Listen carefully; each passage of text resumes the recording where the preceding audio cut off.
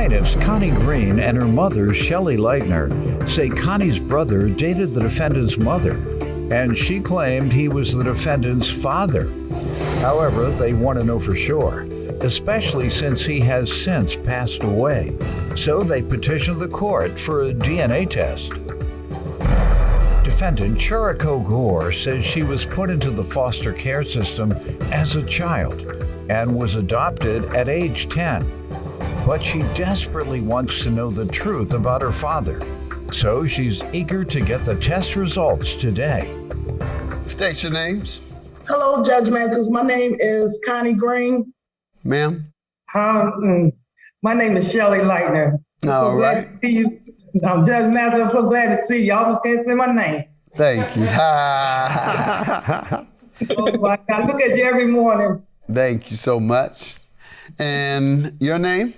Hello, Judge Mathis. My name is Churiko Gore. And we're here to determine DNA. And we want to know if indeed you all are related. And so I'll start with you ladies. Before I go any further, I just want to say I love you so much, Judge Mathis. I mean, I really love you. And if it wasn't for Miss Linda, I would be over there in Chicago looking for you.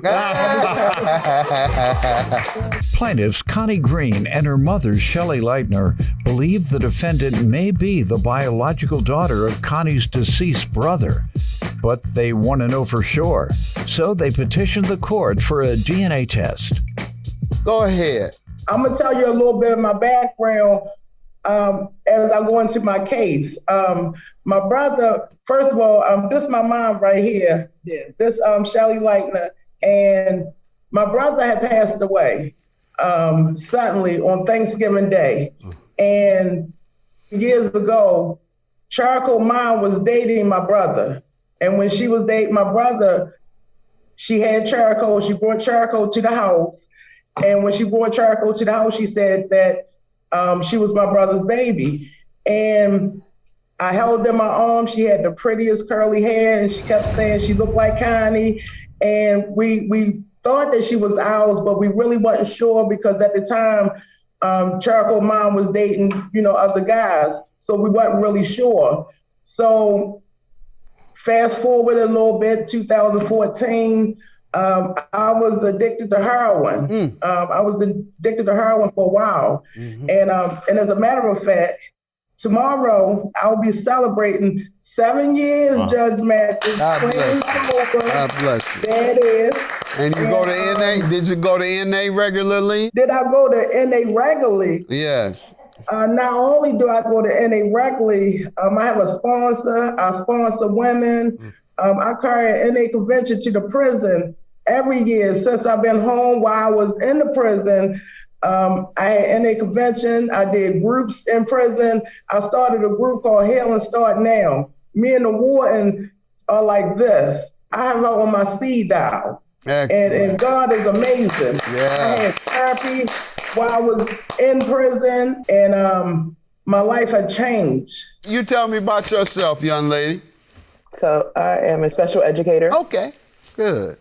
And for years, I have been basically trying to figure out a way to fill the hole that's been there from, not knowing the truth, not knowing who's what, where, basically not having a full identity. I was put into foster care at about 1.5, maybe 2. I spent the rest of her long, beautiful life here on earth with the same lady who did adopt me at age of 10. All we knew was a name, and that was pretty much it. We did do some searching on our own, trying to, figure out something. We did not really want to, cause any risk with anybody's family or anything like that. So we didn't call any numbers or any, go to any houses that we, came across. So we just kind of let it go for a while. And at the age of about 27, 28, after having 2 kids, I was like, enough is enough. I need to know who it is.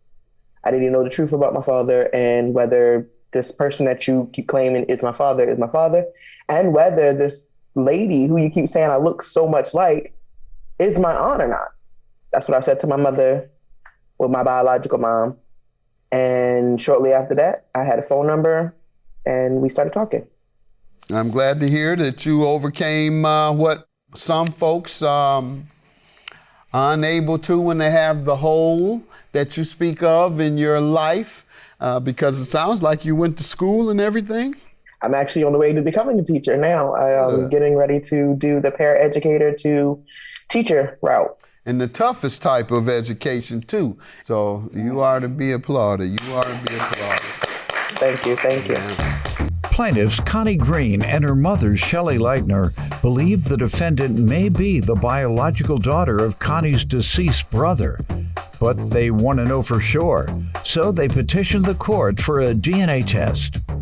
You were going to say something else? So when I was held on false accusations, I ran into Charico's mother. In prison. I ran into Charico's mother while I was incarcerated. So I called my brother because she was telling everybody that my kid's aunt is down here. So I called my brother and I said, she's saying that, Charico is, my niece. And I'm like, is she ours? And he was like, well, I don't really know. And I was like, well, we really need to find out. He was like, he had a relationship with Charico. He said he had been talking with her, but he didn't know. We starting to build a relationship with her. She came when my brother passed away. And, we already starting to build, that rapport. And I'm starting to, have some feelings behind her. And I really, really, really hoping, that this is my brother's girl. I'm really hoping that. Well, and, that's all I got to say. One right good now. thing about it is that you all are similar in the sense that you're serving the public. That's the biggest public service that you can do is teach to raise the children that society needs to advance itself. So that's a public service. Teaching is a public service, y'all. Public service to raise our kids. So teachers should be some of the most respected in the country behind preachers. No, some of them ain't no good. All right. Shelley, let me hear from you. Last year, 2020, my son had been real sick anyway. All my children are grown. But my two girls called me Thanksgiving Day, and I waited. I said, he trying to be funny, I guess. But I knew he was sick too, though. But 6 o'clock, I called him and didn't answer the phone. I said, oh, he really trying to be smart. But I went on the bed, laid down. And about 1 o'clock in the morning, that's when they woke me up. His wife, been with her 30 years. Miss Shirley. They always call me Shirley. William died. And she almost threw me off. I was scared to even wake up. I was woke, but I didn't know what to do. That I didn't thought them days would come. And that's when we had the funeral. He was cremated. And that's when I saw Chari. He'd been calling me a few times over the years. I talked to Chari over day, Mom. I don't know if he didn't want to believe this or didn't want to believe that, or he had got this bond and he just want to be in his life. I got the same way, and I just never met her. I said, she's a wonderful person. She really is nice. She came to my house for dinner, but I thank God that to be on this show and put it out there like that and let them know, and especially my daughter here, she's just so happy about, I'm happy and I'm so proud, I don't know what to do with myself. My son got a little bit of it. I had seen that stuff out there when I was younger, but I thought that was a joke. Who's gonna stick a needle in their arm or eat some daggone stuff up in their nose and all that stuff? It's just tacky to me. I want me a new house, a bad car, and furniture, and I never even gave that a get high a thought. My mother and father, they raised 7 of us. We don't get your glass of wine at the end of the night sometime to knock the edge off the stress at the end of the day. Who's talking me? Yeah. You know good when I gotta have me a shot at the end of the day. What are you talking about? That's what I'm saying. Then every now and then you'll puff on that weed, I heard. No, I can't do that. No, I can't do that. No, that stuff stinks. No, I've never been a drinking or getting high. You do the edible. You say you don't like the way it smells, so you do the edible. You said edible. Oh, Baby. Oh, she just loving that. Because you know I know what I'm talking about. So I got 40 or 50 years old. I'm 67 years old now. I can drink all water if I want. You sure can. All right. And whatever the case is, it's good that your son reached out and wanted to develop a relationship. He did. And bring her into the family at some point. All right. You all ready? to know the answer? Tune in tomorrow when Judge Mathis will reveal the results of today's paternity test.